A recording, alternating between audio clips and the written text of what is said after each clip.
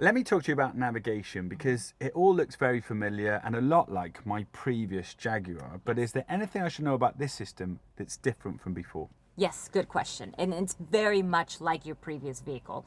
However, the system has been adapted to an EV. Let me explain.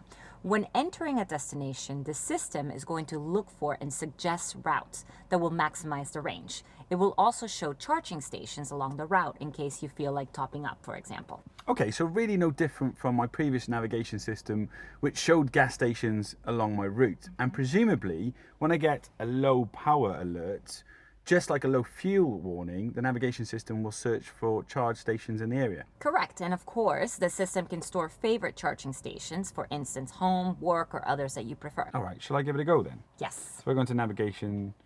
Say I'm going to the airport. Yep. So to LAX. Great. Love that noise. Okay, perfect. So if I start with 95% charge, I could charge on the way, but even if I don't, I still have 50% range when I get to Los Angeles. Exactly.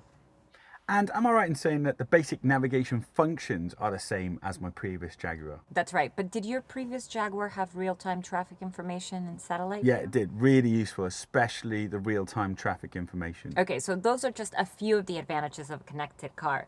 My favorite part has to be the one-box search, which is the quickest way to enter the destination. So when you search, it's going to use the internet to find the address for the destination, like we just did right now. So for example, you can type in the name of a restaurant and it will find it for you. Perfect. I'm getting peckish. Should we go somewhere? No, not Still right got a now. bit- okay, good to do. Okay, so once you've selected your destination, you can select from different route options.